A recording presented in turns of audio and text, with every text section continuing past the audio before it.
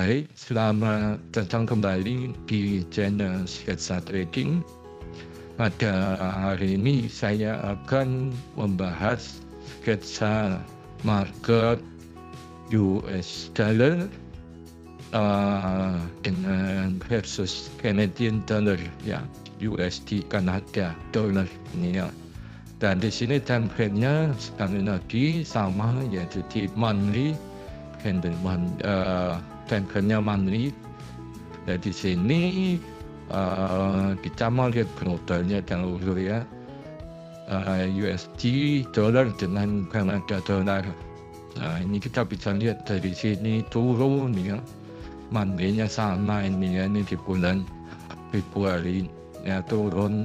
Jadi dolar Amerika dengan Kanada ini ternyata Amerikanya yang lebih lemah, ya, daripada Kanadanya.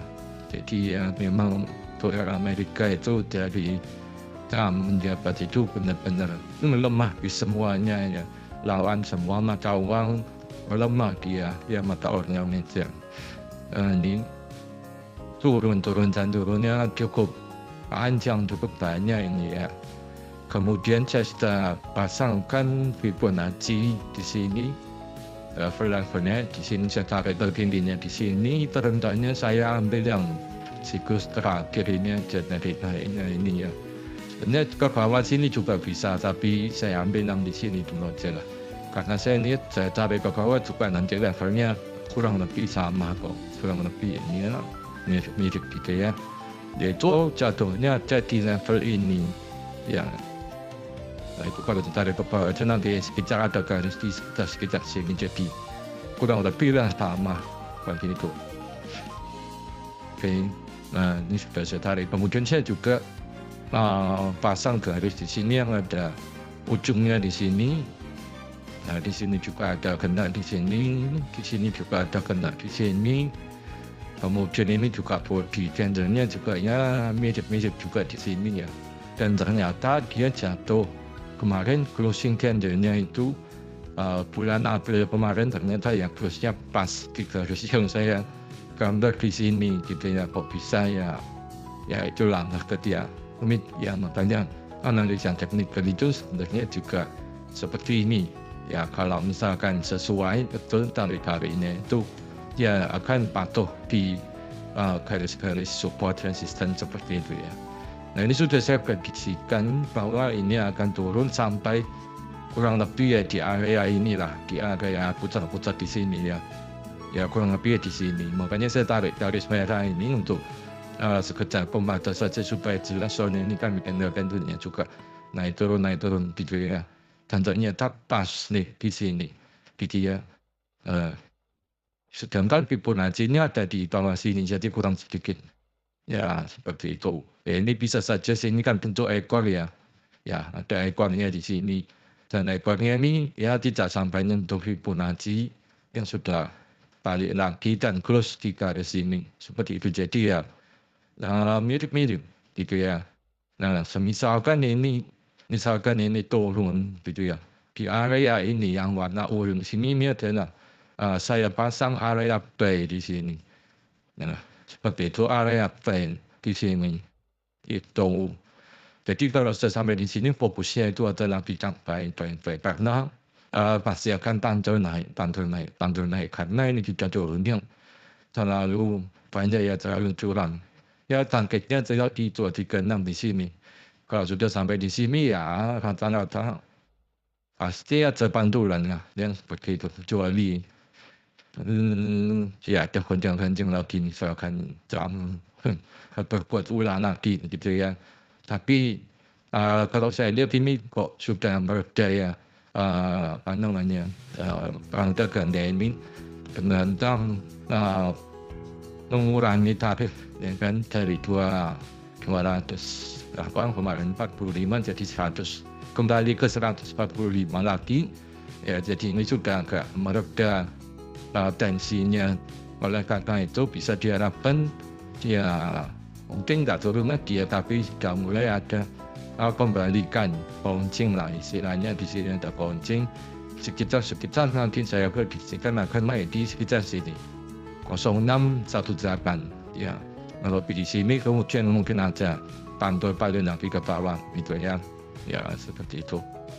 Ini prediksi kalau misalkan tidak terjadi hal-hal baru yang harusnya akan sempas, hal-hal baru lagi bisa jadi dia naik sampai di sini ya, di area sini. Tapi itu ya tunggu kalau misalkan ada sesuatu. Tapi kalau normalnya kurang lebih nanti sampai di 0618 ini sudah cukup gitu ya, secara teknikal sudah cukup. Kemudian dia mungkin bisa balik lagi ke merah sini atau kembali lagi ke sini ya kan. Kalau enggak ya dia cuma bisa di antara sini aja begitu ya. Jadi karena saya tradingnya ini kan saya pasang menggunakan robot ya, jadi saya tradingnya itu otomatis menggunakan robot, tapi robotnya itu disetir begitu ya. Jadi arahnya itu disetir. Jadi misalkan di sini saya sudah pantau kira-kira kena di area sini gitu ya, apalagi yang di orange sini. Saya hanya maunya buy, jadi robot itu dia akan buy kemudian tutup posisi kalau sesuai jika kena take profitnya ya, dia tutup posisi, nanti dia ambil buy lagi, tutup posisi ambil buy lagi, dan seterusnya seperti itu sampai saya perintahkan untuk berhenti. Jadi itulah fungsinya saya menggunakan sketsa ini. Saya bisa tahu level di sini saya akan buy, nanti sampai di sini robotnya saya suruh berhenti untuk buy. Nah seperti itu. Saya sambil lihat situasi lagi. Jadi selama dia cuma mondar-mandir di area sini, ya robotnya ya profit terus itu biasanya ya. Karena apa? Karena kalau arahnya naik kita ambilnya buy ya pasti profit kan ya, seperti itu ya. Ya tinggal tunggu naiknya begitu aja. Ya kurang lebih nanti ya mendekati ke sini robotnya saya matikan ya, supaya dia ada jeda atau masih ada margin lah untuk misalkan take profit ya sampai di area sini itu ya. Begitu masih ada jarak lah untuk dia bisa take profit nanti seperti itu. Dan robotnya ini dia kalau misalkan habis buy kemudian ternyata turun, dia otomatis akan melakukan averaging down sendiri otomatis gitu ya.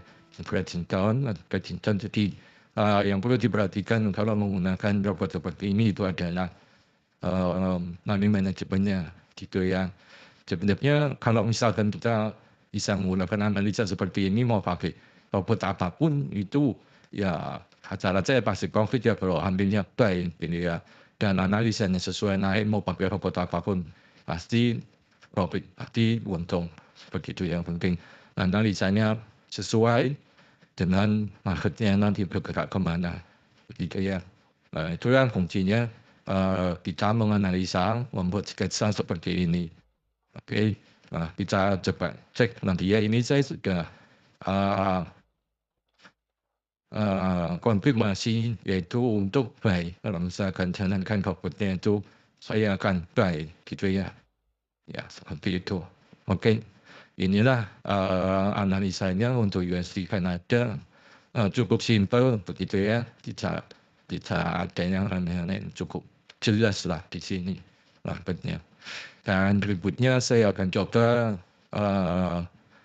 membahas di kripto ya untuk video berikutnya. Saya coba bahas di situ. Oke, sampai jumpa. Terima kasih. Ciao.